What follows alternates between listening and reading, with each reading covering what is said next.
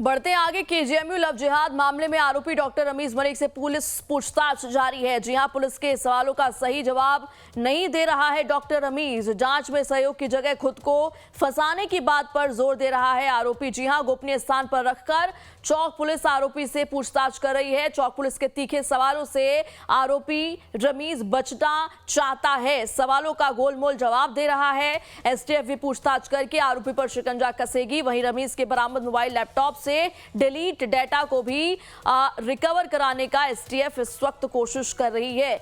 तो देखिए, इस वक्त जो प्रक्रिया चल रही है पूछताछ की, उसमें सहयोग देता हुआ कहीं से भी आरोपी डॉक्टर नहीं दिख रहा है। इसका कहना यह है कि इसे फंसाया जा रहा है और पुलिस के सवालों का सही तरीके से जवाब इसकी तरफ से नहीं दिया जा रहा है। केजीएमयू लव जिहाद का यह पूरा मामला, जिसमें कि आरोपी डॉक्टर रमीज की गिरफ्तारी हुई और रमीज मलिक से पुलिस इस वक्त पूछताछ कर रही है। पूछताछ जारी है, लेकिन पुलिस के सवालों का आरोपी डॉक्टर रमीज सही जवाब नहीं दे रहा है। जांच में सहयोग की बजाय खुद को फंसाने की बात ये बार बार दोहरा रहा है, इस बात पर जोर दे रहा है। गोपनीय स्थान पर फिलहाल इसे रख करके चौक पुलिस पूछताछ कर रही है। चौक पुलिस के सवालों से बचता हुआ दिख रहा है आरोपी डॉक्टर रमीज। सवालों का गोलमोल जवाब देता हुआ एसटीएफ भी पूछताछ करके आरोपी पर शिकंजा कसेगी। फिलहाल पुलिस पूछताछ कर रही है, इसके बाद एसटीएफ की भी बारी आएगी। एसटीएफ की टीमें भी पूछताछ करेगी और साथ ही साथ रमीज के पास से जो मोबाइल फोन बरामद हुआ है, लैपटॉप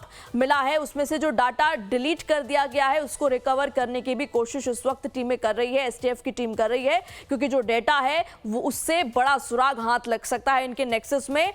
और कितने लोग जो हैं वो शामिल होंगे, इसको लेकर के खुलासा हो सकता है। कई घंटों की पूछताछ में 2 दर्जन से ज्यादा सवाल पूछे गए और पुलिस फिलहाल डॉक्टर रमीज से पूछताछ कर रही है। गोपनीय जगह पर डॉक्टर से पूछताछ की जा रही है और क्या कुछ सवाल जवाब किए गए हैं वो भी आपको बताएंगे, लेकिन फिलहाल पुलिस के तीखे सवालों से बचता हुआ डॉक्टर रमीज नजर आ रहा है। खुद को फंसाने की बात आरोपी डॉक्टर कर रहा है। देखिए, इसमें सबसे पहला नाम इस शख्स का आया जिसकी गिरफ्तारी लंबे समय के बाद हुई। पुलिस इसको ढूंढ रही थी, कड़ी मशक्कत के बाद इसे गिरफ्तार किया गया। आरोप इसी पर है, लेकिन अब ये सभी आरोपों से खुद को अलग कर रहा है और इसका कहना यह है कि मुझे इस पूरे मामले में फंसाया जा रहा है। लव जिहाद के धंधे का खुलासा, जिहाद की पाठशाला, क्या कुछ अहम बातें, जिहादी रमीज के जाकिर कनेक्शन और कितना इसका कहां कनेक्शन है, कैसे इसने हिंदू लड़कियों को फंसाया, इसको लेकर के पूछताछ की जा रही है। लेकिन अभी ये पूछताछ में सहयोग देता हुआ नहीं दिख रहा है। शादी का झांसा, फिर धर्म परिवर्तन का आरोप इस पर है और सवाल यही कि आखिर इसके जैसे और कितने आरोपी मौजूद हैं।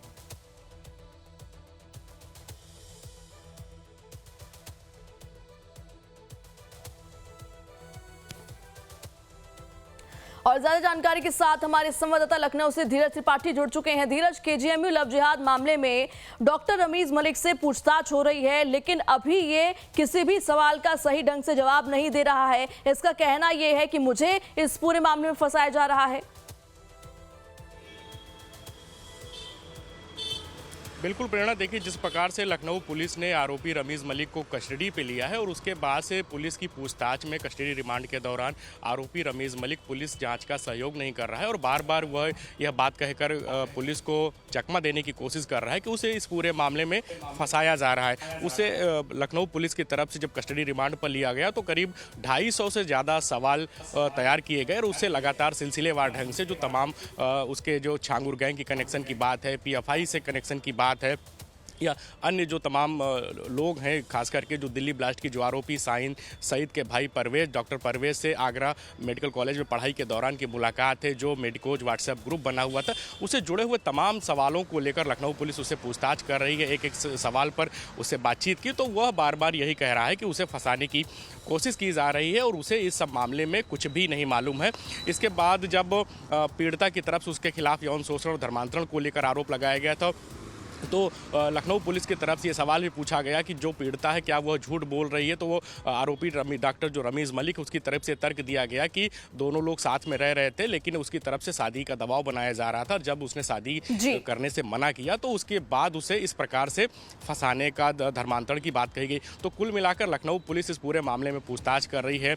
उसका जो लैपटॉप बरामद किया गया है, जो मोबाइल बरामद किया गया है, अन्य जो इलेक्ट्रॉनिक गैजेट्स, रमीज़ की गिरफ्तारी से पहले जब उसके माता पिता की लखनऊ में गिरफ्तारी हुई थी, उस दौरान भी कुछ इलेक्ट्रॉनिक गैजेट्स बरामद किए गए थे। उनसे भी तमाम जो जानकारी निकली वो काफ़ी चौंकाने वाली थी, और यही कारण है कि जब लखनऊ पुलिस की तरफ से उसके खिलाफ शिकंजा कसा गया, उसे गिरफ्तार करने में कामयाबी हासिल की गई, तो फिर उसे जेल भेजा गया था।